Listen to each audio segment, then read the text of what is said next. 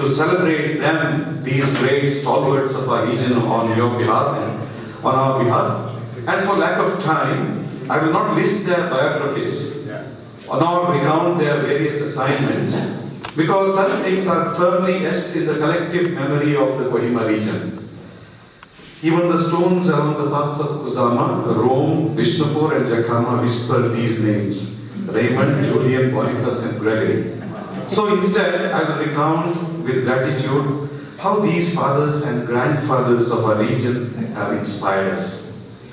First, Father Raymond D'Souza, the silent sage of Kusama.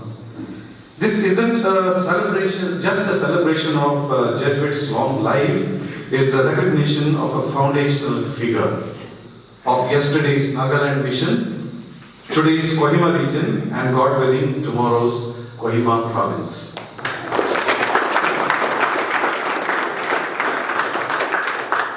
Along with Fathers Stani and Father Castelino, he is our original ancestor, as we say in the tribal folklore of Northeast. It is he who quietly built, he helped to build it all, brick by brick and soul by soul. Born in 1937 to Mr. and Mrs. Thomas and Fr D'Souza in Sunkadakatte, Father Raymond was not as silent as he is now, I am told. When he was a young man, when he joined the society in 1995, Father Walter, his junior by 2 years, tells me that he was the naughtiest and most talkative person of all, filling every evening recreation with laughter and chatter. He cheekily mentions, with the same naughtiness, in his biodata that his first assignment in the society was packing and loading trucks. Yes, it's not an exaggeration, it's true, because his first assignment was packing and loading trucks while the Karnataka novitiate shifted from Calicut to Bangalore.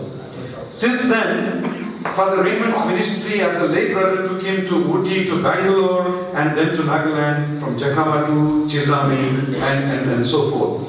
And finally, as a priest, his second home became Kusama, where he has been the heart and soul of Eden Garden for over 3 decades. I discovered that my mother and his family lived in the same parish, and I was very excited and went and told him, Father Raymond, my mother is from your parish, and he's like, is it?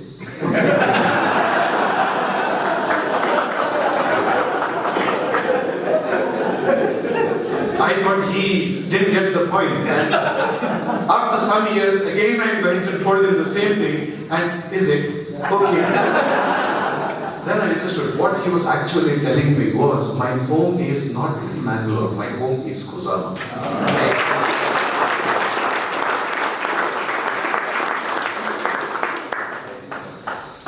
So Eden Garden is his karma home, his home.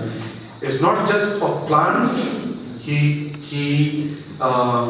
took care of those children, orphaned, underprivileged, forgotten by many, but never by Father Raymond.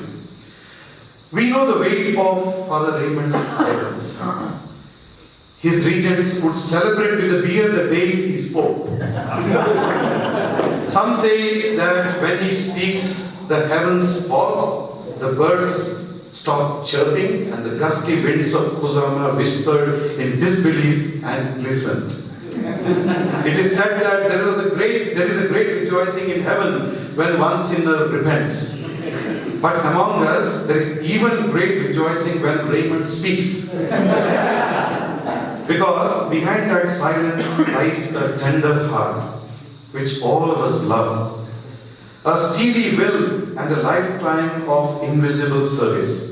He's that rare kind of a man who worked without titles, served without ceremony, and loved without fuss. They say he never raised his voice, but his quiet commitment raised generations of students. They say he barely spoke, but his actions spoke louder than his homilies. They say he was hard to read, But look at Eden Garden, that is his autobiography. So today we celebrate Father Raymond D'Souza, the silent sentinel of Kusama, the quiet cornerstone of our region, and the man who proved that sometimes the softest voices leave the deepest echoes. 3 cheers to Father Raymond. Hip hip. And today I'm very happy to celebrate. I'm very happy that you all have come together to celebrate Golden Jubilee.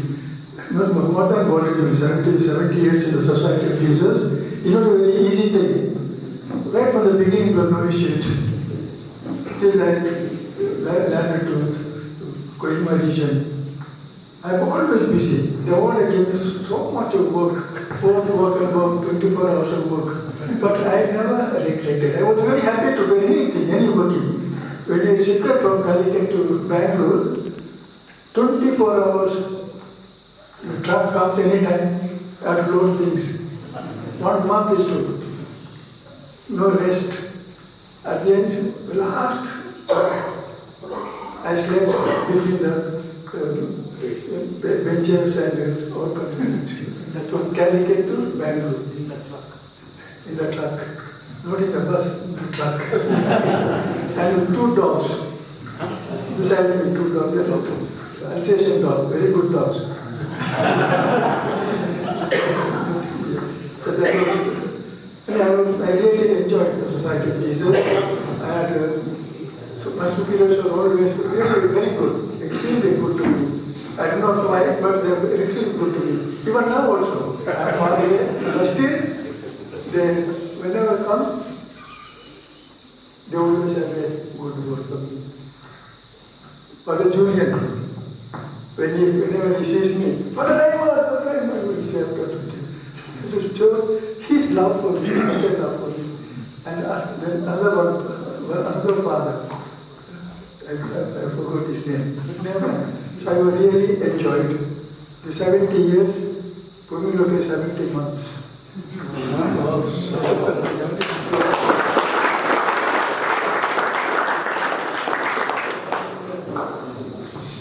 2009, I had an accident. I was taking auditor statement, taken to Yakama to give to Father. Then what happened? The Vishwema, one truck was coming straight to me. Something told me, turn to the right. I turned to the right. I know where the right goes. It goes right, down the right.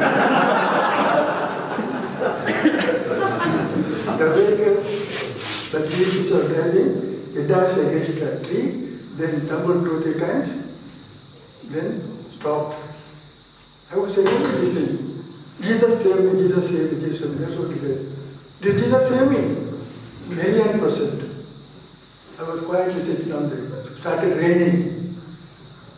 I came out, took my umbrella, and started walking. Then for the Cyprian coming from the top there, Father, I'm here, I'm here. Yes, I was here.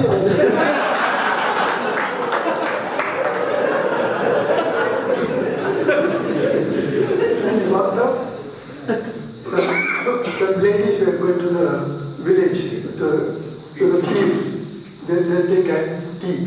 So the ladies asked me to sit down. They gave me a cup and drank. After half an hour, taking rest, then gone. All the time, all my body is shivering. For the simply what he did, he took me straight to the hospital, army hospital. And they were checking that. Father, everything is all right. I should assure him. I told him, sure. So that was a miraculous escape, miraculous thing, what God had done to me. Because God had done to me, today I am living here, in your presence, celebrating the Jubilee. So thank you very much. What in English? Perseverance in your work, whatever you do, small thing or big thing, perseverance. When you persevere in your work, God will do wonderful things through you, to every one of you. This is the message I want to give you. And thank you very much. Praying for me, it's very Mass. Other than And I say, God bless each and every one of you. Give you 100 years of life. Go up and up and up until you touch the sky. Father Julian Fernandes, when he was the Provincial of India, once visited our novitiate and gave us a very wonderful and powerful talk. I have forgotten every single word of what he said. But I have not forgotten that we laughed the whole hour. Nor have I forgotten that our hearts were burning with zeal at the end of his talk. The novices said among ourselves later that if such a big man as the Provincial of India can be so jovial, friendly and relaxed, the society must be surely a very happy place. We had a companion whose name I will not mention, who had a similar laughter like Julian. And to remember Julian's visit, we used to call him the Provincial. Father Julian, our slender giant, a man of tall stature in every sense of the word, a true globetrotter, a man with 10,000 friends in every corner of the world, but especially among the poor of our region. A man who is never short of words, yet a deep listener.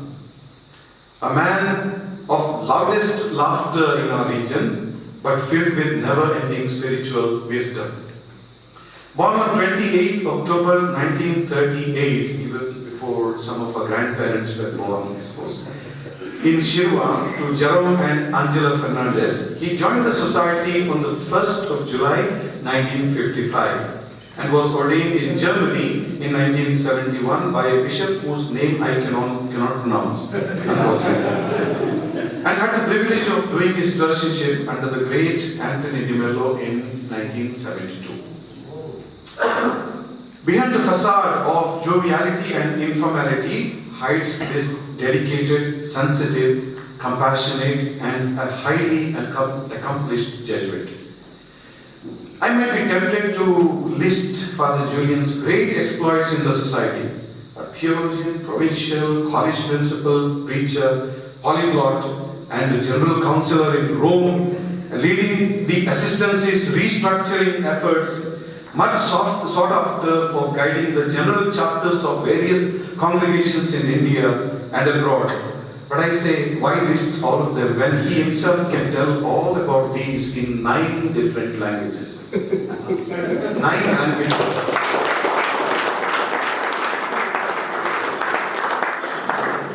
He speaks English, French, German, Italian, Latin, Hindi, Kannada, Konkani, even Spanish and a little bit of Tulo, which he has not listed. A little bit of Khasi as well. So 11 languages. Friends, he should be made the patron saint of our language study scholastics. His talent for languages is so legendary that even the Holy Spirit needs subtitles and praying. But behind the laughter and multilingual brilliance of this man is a person of deep prayer, vast experience, and unwavering dedication to the Society of Jesus. If we are looking for a man who is completely dedicated to the society, a son of the society, a true son of the society, it is Father Julian. He has served across continents in roles of high responsibility, always with a twinkle in his eye, a laughter on his lips, and kindness in his heart. His leadership has formed provinces and congregations, shaped missions, and mentored generations. So tonight, as we raise our imaginary glasses, let us give thanks not only for the 70 years in the Society of Jesus, but 70 years of joy, languages, general chapters, reimaginings, loving kindness to the poorest of the poor, and loving service to the society's highest level. To Father Julian Fernandes, the man who speaks 9, I wrote, but 11 tongues, may your humor never run dry, may your languages never get mixed up, and may your spiritual wisdom continue to flow. 3 cheers to Father Julian. If you have that in writing, keep it in the archives. Because when my canonization comes, come in handy. Thank you very much. I didn't think I was going to join the society because I didn't know the society. I didn't know any Jesuit when I completed my high school. I went to the college to get admitted, and my marks went to the provincial, who was upstairs in St. Aloysius. And he looked at the marks. I said, I'm going to be sent back, this village boy. I didn't know English. I never spoke it. We had some basic grammar in high school. In Konkani, looked at it. I thought he was going to tell me, go home. Can't get it here. He said, do you want to join the novitiate? No. I just finished class 11. Those days it was 6th form.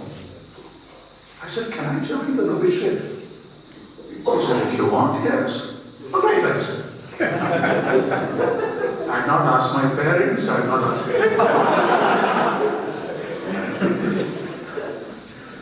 when I was joining, my uncle, my father's younger brother, who had been in the seminary but had left, got married. He told me, fellow, you're joining. If you come back, I'll shoot you and kill you.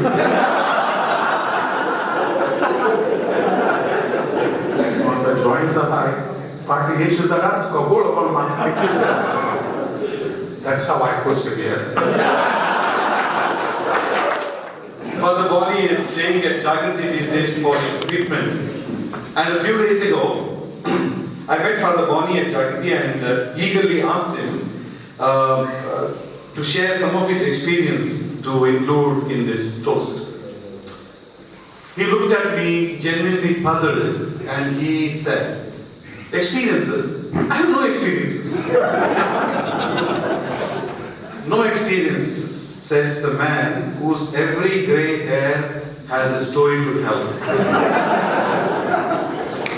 Who has survived more illnesses than anyone can remember.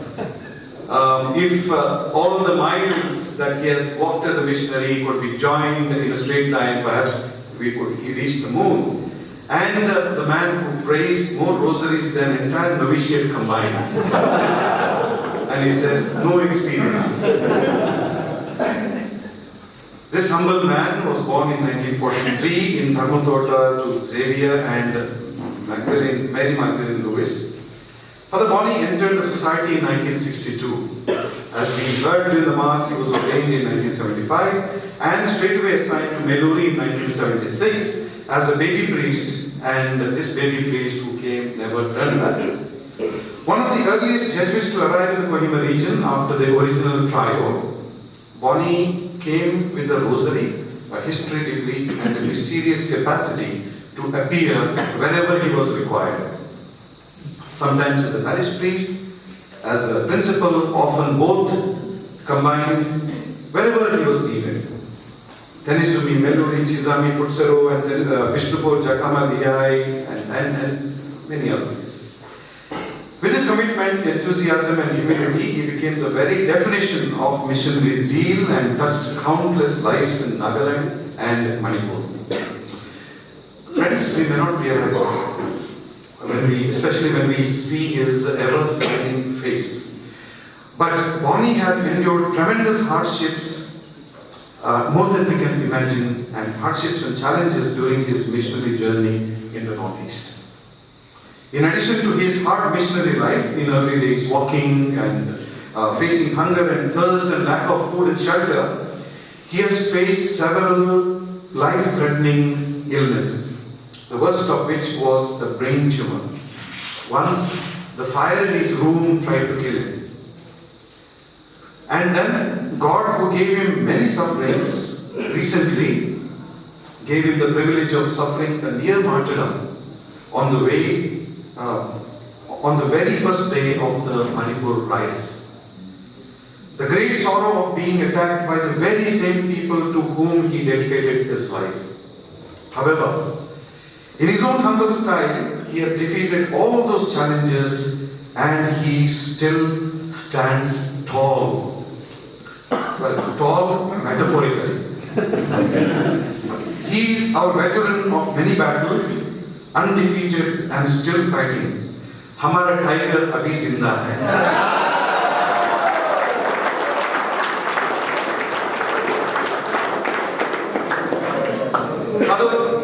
One thing Father says about himself is that he could not have faced all these challenges without prayer.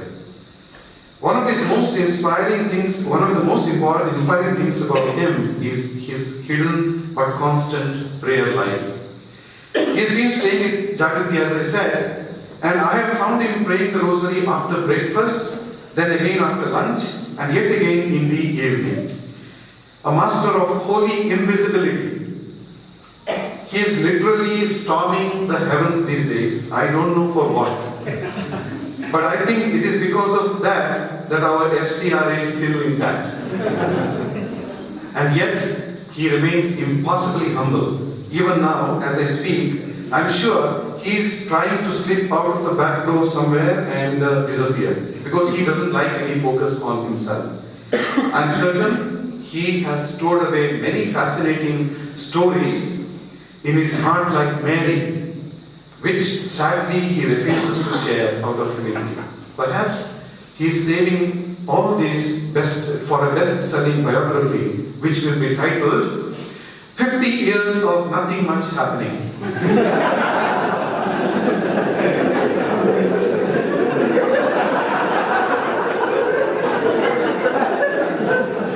And in that book, every page will be filled with stories of love, compassion, dedication, and tears for God and for the people of Northeast.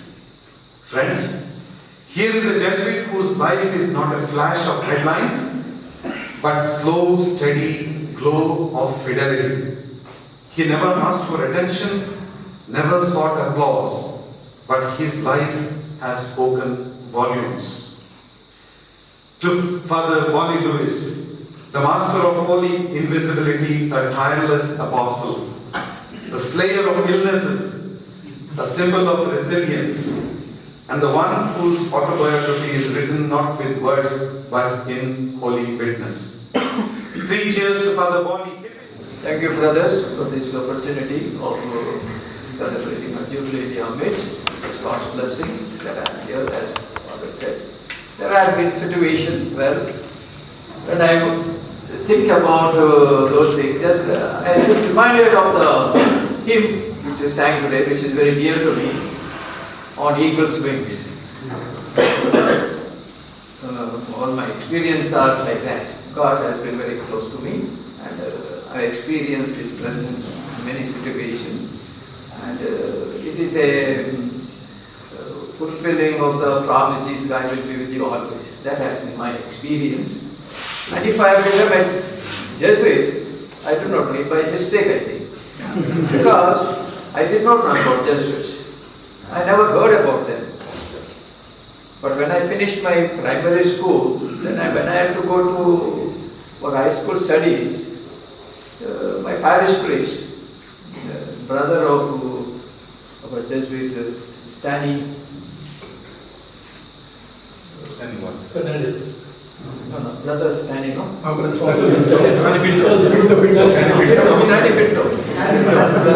His brother was a parish priest. He told me, he sent me to his brother, who was a parish priest in Cathedral Parish, saying that he may help you to continue with your studies. So when I went there, he said, you don't have any boarding here, so it's not possible here. You try somewhere else. It's not possible, but to go. Then I went to Gonzaga House. I heard about Gonzaga House. So I went there. Then when Father the Pinto, when he saw my marks, my marks were average. That time another boy came there, and so he has got first class marks. Then he showed me how much I got. It's not possible. Not possible, sir. So I went home. Then I don't have marks in Mangalore town, no. Then I managed to stay with my mother's sister, auntie. She was in Punjab. So I said, I can go from there to school, walking.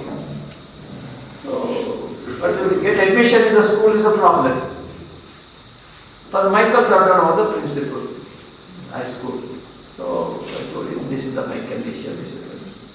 But father was considerate. He saw my marks, not very impressive.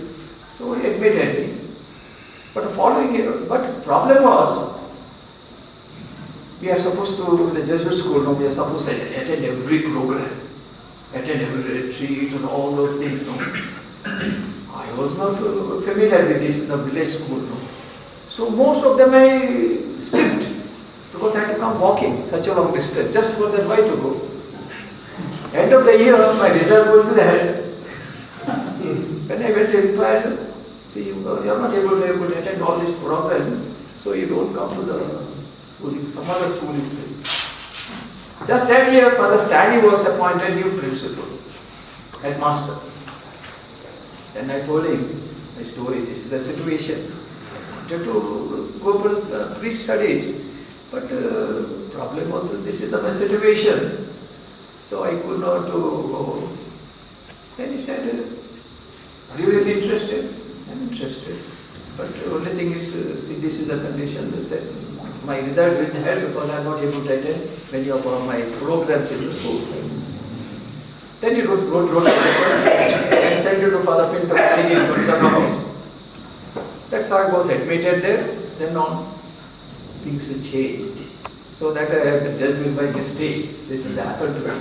Then once again, that is how God has led me. Though I did not know Jesuit, that's how it led me. And I'm thankful to God for what He has given and by His providence. And above all the encouragement that I received from my experience and friends, companions in the society, you can't imagine how much encouragement I got in all my limitations and so on.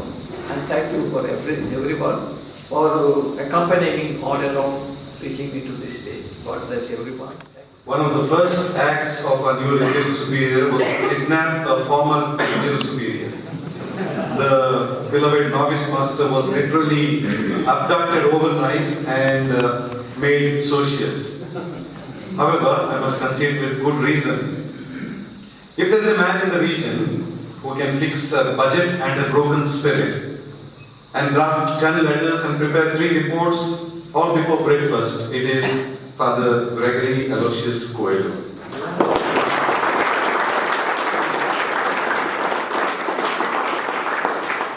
The region's one-man solution center. If the Jesuits ever made a toolkit, it would be named Greg. In fact, the new app we talked about this morning should be named Greg GPT.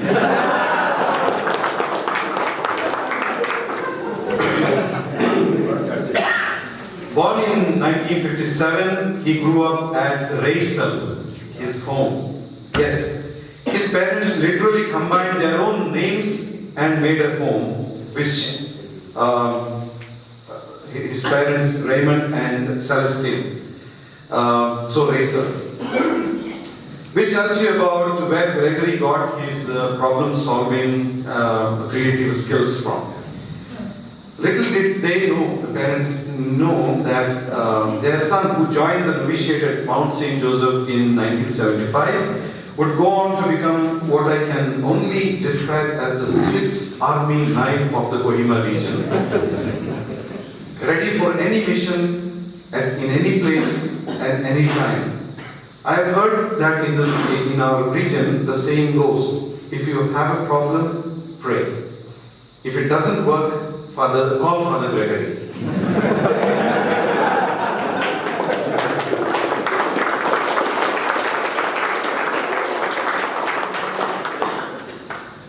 We could see this today. Father Wandi was saying, if I cannot answer, please ask Gregory. A man of great apostolic availability. He went wherever he asked to go. Jakama Chetmit Paliji Mawshohroh Guwahati and took up any work that was assigned to him.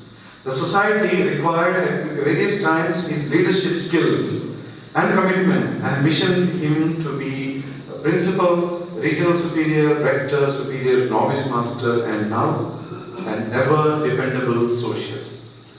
As a principal of St. Joseph's, he was a terror, whose mere glance brought a deathly silence in the entire campus. His former students even shiver now when they hear the name of Gregory. And yet, as a parish priest, are you shivering?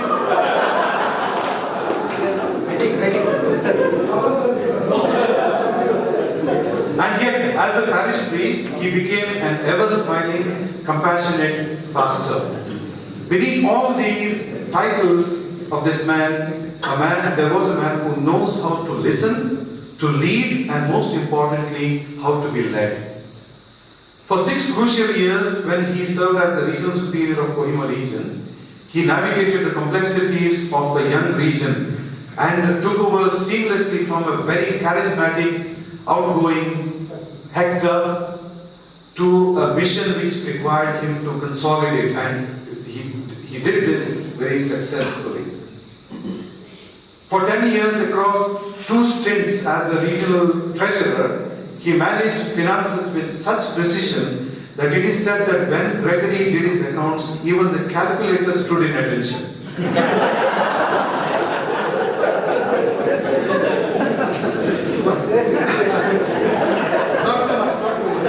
It's true. However, he is not only a great problem solver. During his formation, he also came to be known as a problem creator. His straightforwardness, he referred to this during Mass, but I hope he won't mind. I am doing this very positively. His straightforwardness landed him into hot water, and sometimes he was seen as a troublesome hot potato. We know that his words can be a righteous sword, slicing through the finest layers of hypocrisy and deceit. This, of course, did create problems for him and others at times. And as a reward for all such problems he created, he was given 4 years of regency. But he is very proud of this. And he says, even Father Coelho had 4 years of regency.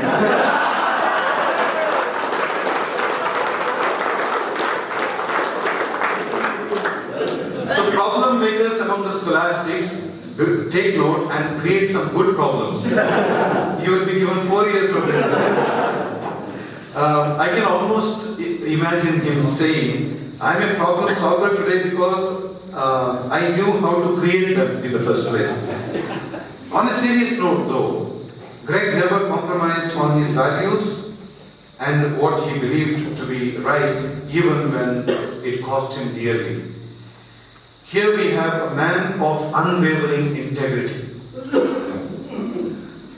Like Gandalf the Grey in The Lord of the Rings, we have our own wise, ever dependable brother, Gregory the Grey.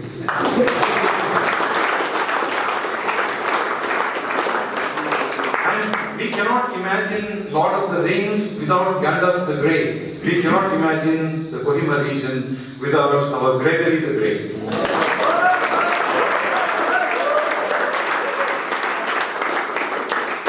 Gregory the Grey, the quiet companion, the socius who remains hidden behind the scene and makes everything work without ever needing an applause. So, thank you, Vijay. Anyway, as Julian has said, maybe there is something there kept in the archives, but thank you so much. You know, God's ways are so different, because Bonnie was telling that how accidentally we came up. It's happened to me also, as I already said. In fact, I tried to join St. Aloysius at class 6 I was rejected. So I came again for class 8, and the headmaster from my own parish, he said, no, I wanted for English medium. He said, no English medium. So go to Kannada medium. I told my mother, I will go to Padua school. They will give me for English medium. My mother said, if you want to go to high school, you have to go to only Jesuit school. So I had to join the Kannada medium. So that's all. Ended up in St. Aloysius. But other things I have already gone in, I already mentioned to you. I want to say there are two things that have worked in my life which helped me to persevere in my vocation. The first thing is the strong foundation in the novitiate in Mount St. Joseph, Bangalore. Some of you are wondering why I was taking photo with Father Paul Raj. He is the only link I have for this one master, the novice master, I think, last year, Lario. Paul Raj was the socius to the novice master. And,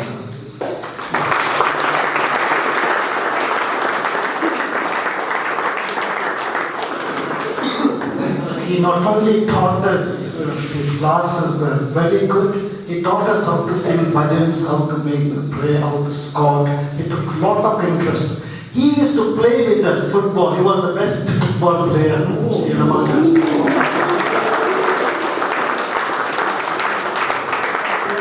I was told he was better in hockey, but in football, none of us could compete with him. Accurate kicks, accurate passes, excellent.